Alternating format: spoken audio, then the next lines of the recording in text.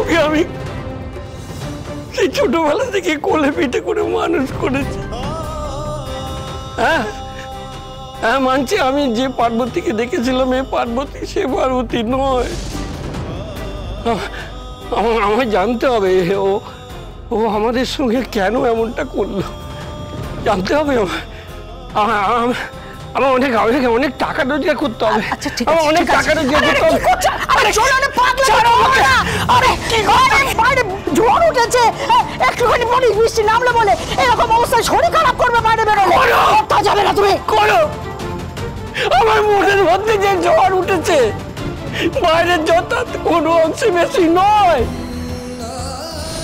কোনো অংশে বেশি নয়। আমায় অনেক অনেক অনেক টাকা রোজগার করতে হবে, অনেক বড় লোক হতে হবে। আমি বড় লোক হতে হবে। পাগলামি করো না, অনেক বড় লোক হতে হবে, অনেক বড় লোক।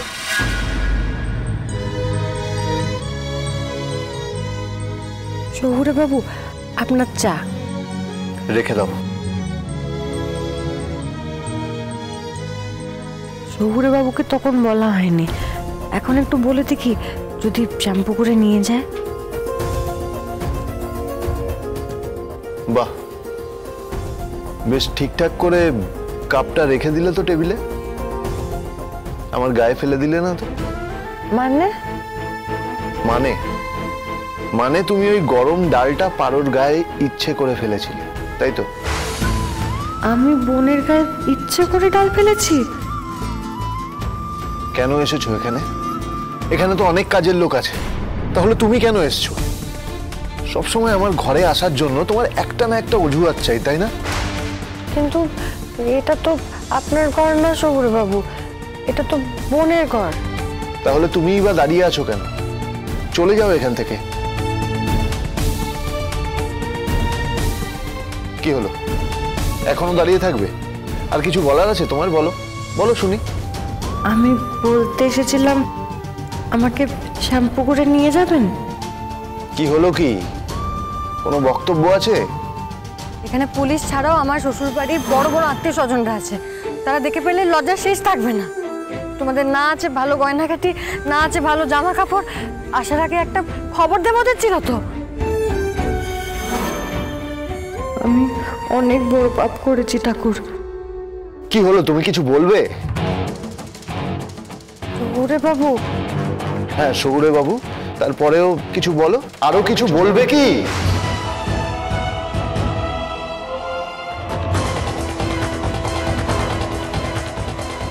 সত্যি পার্বতী নেই, বাড়িটা কেমন খাঁখা করছে বলো। ঠিক বলেছিস, কানের কাছে সারাক্ষণ বকবক করতো তো, সেটাই এখন মিস করছি খুব। একদম তাই, আসলে পার্বতী খুব বাচ্চাদের মতো, একেবারে সরল।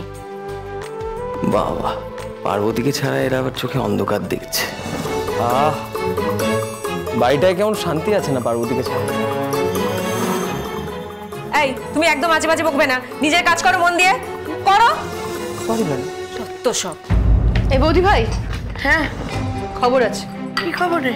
বড় খবর। দেব পারো কাল সকালেই চলে আসছে ঋতুজাদের বাড়ি থেকে। কি কালই? কেন? আর ওদের হানিমুন? কাঁদছি। এমা কেন? জানোই তো কেমন কাজ পাগল ছেলে আমার, ওর নাকি শ্যাম্পু করে কি একটা কাজ আছে, কালকে যেতে হবে। এই তো ভালো একটা পথ পাওয়া গেছে পার্বতীকে সরাবার। ম্যাম বলছিলাম, স্যার যখন শ্যাম্পু করে যাচ্ছেন পার্বতীকে পাঠিয়ে দিলে হয় না?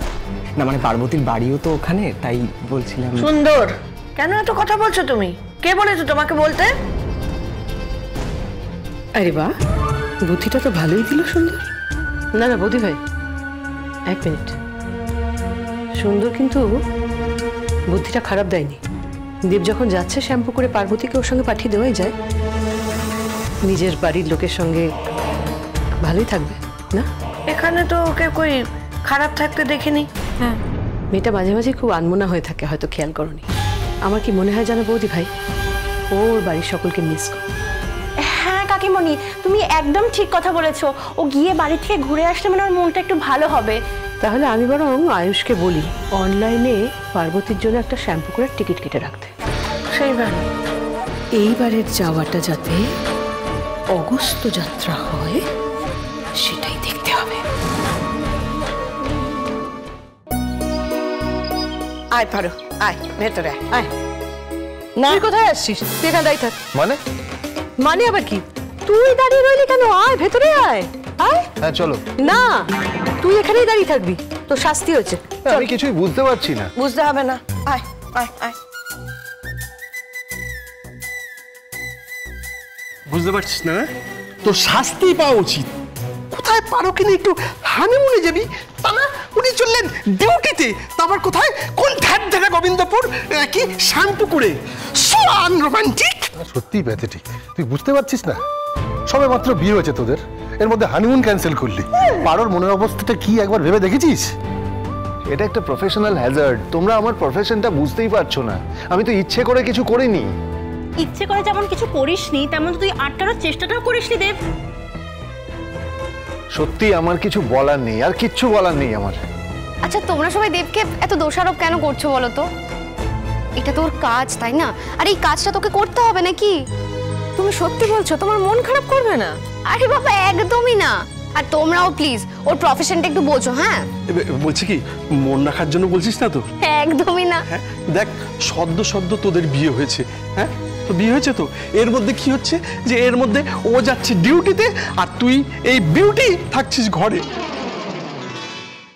তোর এই দুঃখ দেখে না আমার প্রচন্ড কান্না পাচ্ছে।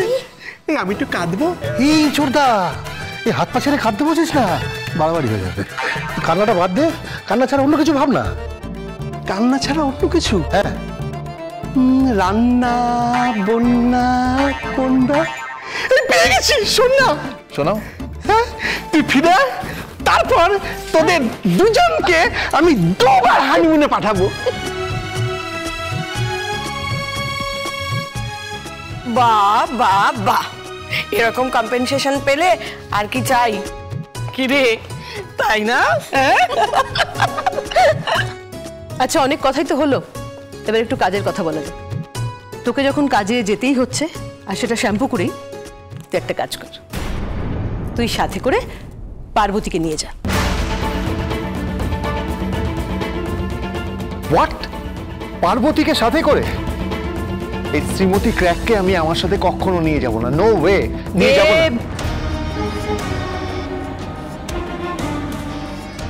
এটা কি? শ্যাম্পু করে টিকিট। পার্বতীকে নিয়ে যাবি তোর সাথে। শ্যাম্পু করে?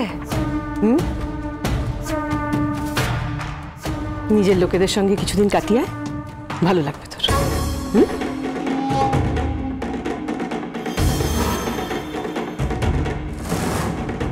কি শুরু করলে বলো তো তোমরা? শ্যাম্পু করে আমি কি পিকনিক করতে যাচ্ছি নাকি? ওখানে কাজে যাচ্ছি, কথা নেই বার্তা নেই, হঠাৎ হঠাৎ করে পার্বতীকে জুটিয়ে দিলে আমার সাথে। মা, আমি যে কেসটা নিয়ে যাচ্ছি সেটা ভীষণ কমপ্লিকেটেড। আমি কিছুতেই বুঝতে পারছি না তোমরা এমন বায়না কেন করছো। আমি কিছুতেই বুঝতে পারছি না।